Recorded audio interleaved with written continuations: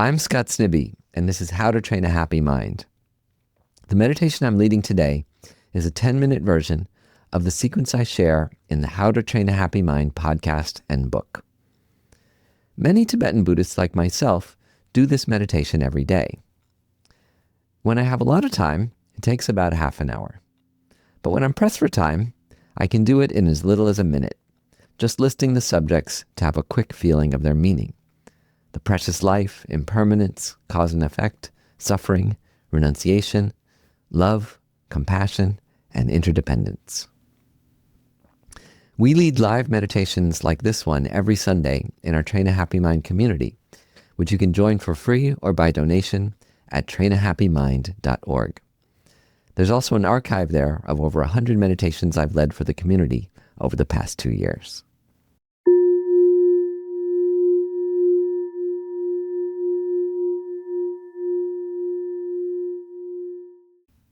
Sit comfortably, cross-legged or in a chair with your feet flat on the floor.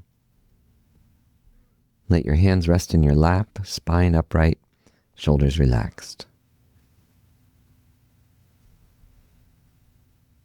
Let your attention settle on the breath, rising and falling naturally. Let thoughts pass without pulling them close or pushing them away, gently returning to the breath.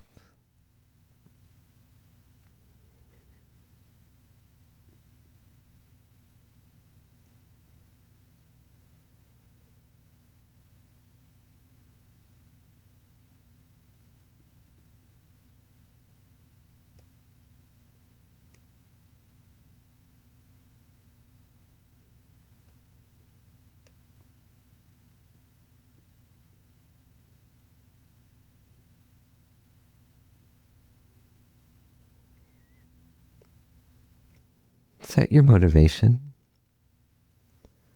to bring out your best qualities, to be a source of happiness for others, to help create a better world.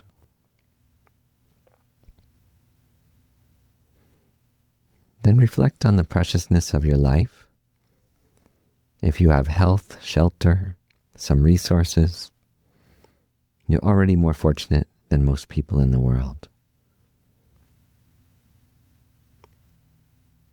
Feel grateful. Most of us know people who've died younger than us already, in our teens, 20s, 30s. Is it possible that I have everything I need to be happy? What meaningful impact can I make in the world today?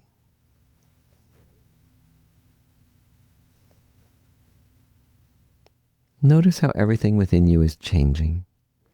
Your body, your thoughts, your feelings. Change also means problems will inevitably shift and also offers unlimited possibilities for good in the future. Wherever you're feeling stuck right now, whatever seems fixed or hopeless, imagine how it can change and how it is changing already.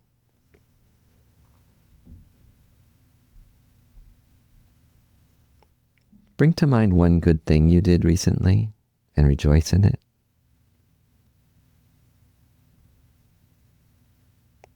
And now recall one small regret without guilt.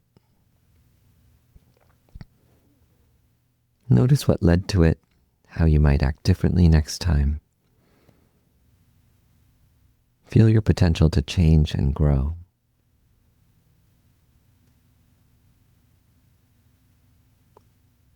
Feel some understanding for how others act. There are those whose actions you don't understand or make you angry, hopeless. But to them, their actions make sense. Think about how they were raised, the influences of their parents, school, culture, media, work. If you were in their place, would you likely do and think the same as them?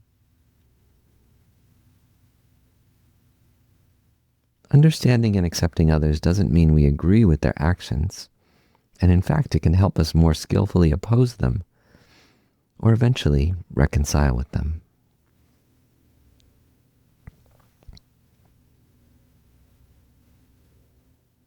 Realize that you are not your worst habits, your worst thoughts. If an unpleasant thought, even some horrible urge, pops into your mind, you can simply let it pass by. Because your underlying nature is fundamentally kind, compassionate, and wise. Take refuge in your inner goodness. Find refuge also in others you admire who embody their virtue more fully.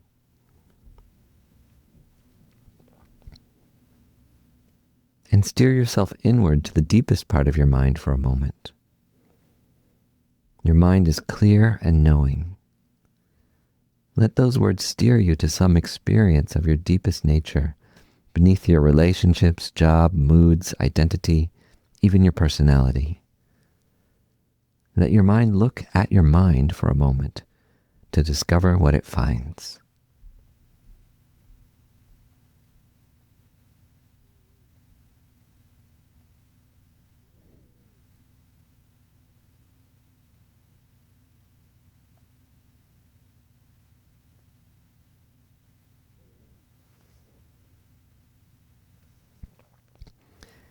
Reflect briefly on attachment, anger, and ignorance. How does the exaggeration of anger, seeing only the bad in someone, distort your view? Craving tells us if we only get this or that, we'll be happy. Is that story true?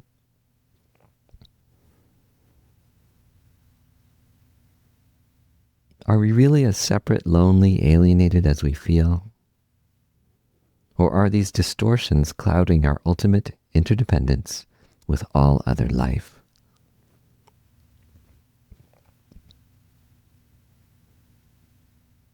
True renunciation means releasing these delusions, not life's joys.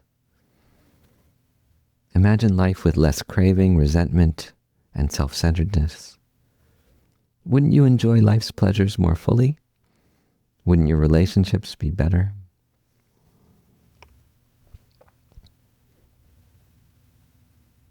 Wish happiness for your loved ones, offering them everything they need materially and mentally. Then wish your enemies happiness too. And then all beings. Do the same with suffering, wishing to take away everyone's pain, starting with those you love. Wish to take away the pain of your enemies. Wish to take away the pain of everyone in the world. May all beings be happy and free.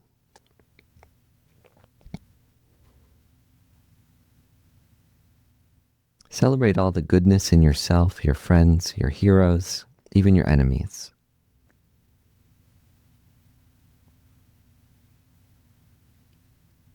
This is rejoicing, what some call the easiest, laziest practice, because there's so much to rejoice in.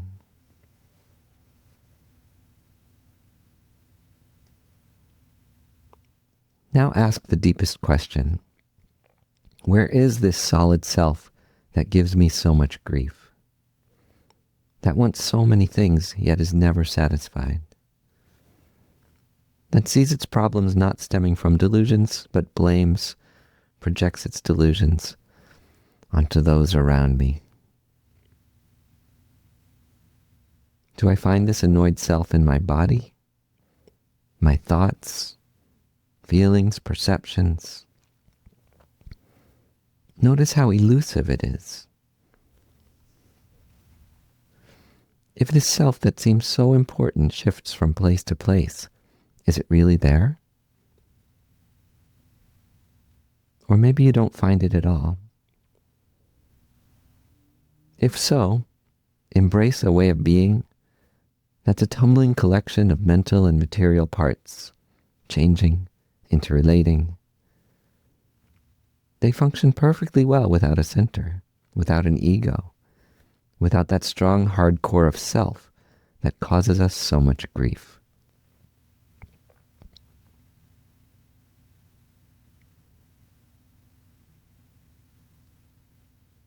May the benefits of this meditation carry with me through the day, in my words, my actions, my smile. May I bring happiness, insight, and attention to everyone I encounter. And may I steer the world toward equality, abundance, and the thriving of all life on our planet.